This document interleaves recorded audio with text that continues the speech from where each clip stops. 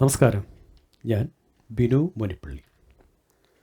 ഇത്തവണ നമുക്ക് ചില അസ്തമയ വിശേഷങ്ങളും കാഴ്ചകളുമൊക്കെ ആയാലോ? എത്ര സുന്ദരമാണ് ഈ കാഴ്ചകൾ അല്ലേ? പ്രകൃതി നമുക്ക് മുൻപിൽ തുറന്നു വയ്ക്കുന്ന അനേകം കാഴ്ചകളിൽ നയനമനോഹരമായവയിൽ ഒരെണ്ണം. ഒരു ദിവസം മുഴുവൻ നീണ്ട യാത്രയുടെ ക്ഷീണമുള്ളിൽ പേറി ഒരു വിടപറയലിൻ്റെ വേദനയിൽ ഒഴുകിയിറങ്ങിയ ആ കണ്ണീരിൽ ആകെ മുഖം തൊടുത്ത സൂര്യദേവൻ യാത്ര ചൊല്ലുമ്പോഴും അദ്ദേഹം നമുക്ക് വേണ്ടി ഒരുക്കി വയ്ക്കുന്ന കാഴ്ച വിരുന്നിലേക്കൊന്ന് നോക്കൂ. അരുണൻ്റെ കയ്യിൽ നിന്നും അല്പനേരത്തേക്ക് കടം വാങ്ങിയ ആ 18 മുഴം സ്വർണ്ണവർണ്ണ ചേല ഉടുത്തിട്ടും ശരിയാകാതെ ആ പരിഭ്രാന്തിയിൽ അങ്ങോട്ടും ഇങ്ങോട്ടും ഇളകിയോടുന്ന കായൽ തരുണി. അവളുടെ കേശാലങ്കാരത്തിന് കൊണ്ടുവന്നതാവണം ചെറിയ കുളവാഴ കൂട്ടങ്ങൾ. അങ്ങ് ദൂരെ തലയുയർത്തി നിൽക്കുന്ന പടുകൂറ്റൻ കെട്ടിടങ്ങൾ.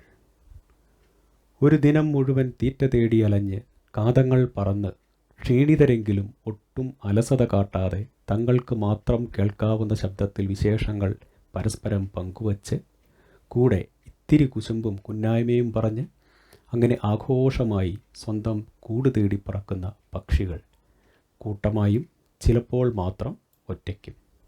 വരി തെറ്റിക്കാതെ ഉച്ചത്തിൽ അക്ഷമയുടെ ഹോൺ മുഴക്കാതെ തങ്ങളുടെ സ്വന്തം ഗതാഗത നിയമങ്ങളെ അപ്പടി അനുസരിച്ചുള്ള ആ പറക്കൽ, അതിനു തന്നെയുണ്ടൊരു സൗന്ദര്യം അല്ലേ?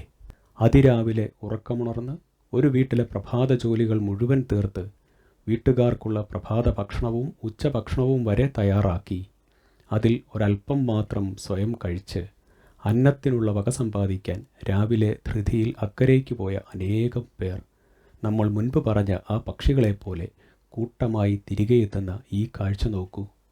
അവർ പക്ഷേ പറക്കുകയല്ല, പകരം ഇതാ ഈ ബോട്ടിൽ സ്വന്തം തീരമണയുകയാണ് മറ്റൊരു ഓട്ടത്തിനായി. രാവിലെ ഇക്കരെ എത്തിയവർ വേറൊരു ബോട്ടിൽ അതേപോലെ അക്കരയ്ക്കും. ഈ കാഴ്ചകളൊക്കെ കണ്ടാൽ പിന്നെ എങ്ങനെ നമ്മുടെ സൂര്യൻ ഈ മനോഹര തീരത്തു നിന്നും യാത്രയാകും? പക്ഷേ പോകാതെയും വയ്യ. കാരണം അത് പ്രപഞ്ച നിയമം. അപ്പോൾ പിന്നെ മുന്നിലുള്ളത് ഒരു മാർഗം മാത്രം. തൽക്കാലം തൻ്റെ ഓർമ്മയ്ക്കായി സ്വന്തം അരുണവർണ്ണ പൊടിയിൽ നിന്നും കുറച്ച് ഈ മാനത്തിന് നൽകാം. അങ്ങനെ അവൻ ചെമ്മാനമാവട്ടെ. അതിലൂടെ തനിക്കും കുറച്ചു നേരം കൂടെ ഇവിടെ നിൽക്കാമല്ലോ. ആഹാ, ശരിക്കും സുന്ദരം അല്ലേ? എത്ര പറഞ്ഞാലും തീരാത്ത അത്ര സുന്ദരം ഈ അസ്തമയ കാഴ്ചകൾ. മുൻപും കുറേയേറെ അസ്തമയ കാഴ്ചകൾ പങ്കുവച്ചതിനാലാകണം ഒരിക്കൽ രാജുമോൻ എന്നോട് ചോദിച്ചു എന്ന് പറയും പോലെ ഒരു സുഹൃത്ത് എന്നോട് ചോദിച്ചു, എന്താണ് നിങ്ങളെപ്പോഴും ഈ അസ്തമയ കാഴ്ചകൾ പകർത്തുന്നതും പങ്കുവയ്ക്കുന്നതും? അസ്തമയം സങ്കടമല്ലേ? അതൊരു യാത്ര പറയലല്ലേ? ഉദയമല്ലേ കൂടുതൽ സന്തോഷകരം എന്ന്? ശരിയാണ്. എന്നാൽ ഞാൻ ഉദയങ്ങളും പകർത്തിയിട്ടുണ്ട്, പങ്കുവച്ചിട്ടുമുണ്ട്. കന്യാകുമാരിയിലെയും അങ്ങ് പഞ്ചാരക്കൊല്ലിയിലെയും പിന്നെ കുമരകത്തെയും ഒക്കെ. പക്ഷെ കൂടുതലും അസ്തമയങ്ങളാണ്. എനിക്ക് തോന്നുന്നു അസ്തമയങ്ങൾ അവ അവസാനങ്ങളല്ല, അതിനാൽ തന്നെ ദുഃഖകരവുമല്ല.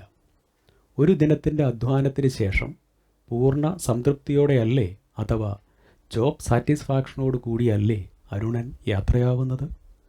അതും പിറ്റേന്ന് കൂടുതൽ സുന്ദരനായി, കൂടുതൽ ഉന്മേഷവാനായി നമ്മുടെ അടുത്തേക്കു തന്നെ തിരികെ എത്താൻ ആ ഉത്സാഹത്തിൽ. അപ്പോൾ അതൊരു നല്ല കാര്യമല്ലേ? ആ യാത്ര പറയൽ നമ്മൾ ആസ്വദിക്കണ്ടേ? അരുണനെ ചിരിച്ചുകൊണ്ട് യാത്രയാക്കണ്ടേ? വേണം, തീർച്ചയായും വേണം. അപ്പോൾ എല്ലാ അസ്തമയങ്ങളെയും, അതിപ്പോൾ നമ്മുടെ ജീവിതത്തിൽ ആയാൽ പോലും, അഭിമുഖീകരിക്കുക, ആസ്വദിക്കുക. അതിനെ വരാനിരിക്കുന്ന ഒരു നറുപുലരിയുടെ, ഒരു പുത്തൻ പ്രഭാതത്തിൻ്റെ നാന്ദിയായി കാണുക. ആ സുന്ദര പുലരിയെ കാത്തിരിക്കുക നിറഞ്ഞ മനസ്സോടെ. കൊച്ചി മറൈൻ ഡ്രൈവിൽ നിന്നും ചില സുന്ദരൻ അസ്തമയ കാഴ്ചകളുമായി, കൂടെ സുപ്രഭാത പ്രതീക്ഷകളുമായി സ്വന്തം Binu Munippally. Be positive and be positive.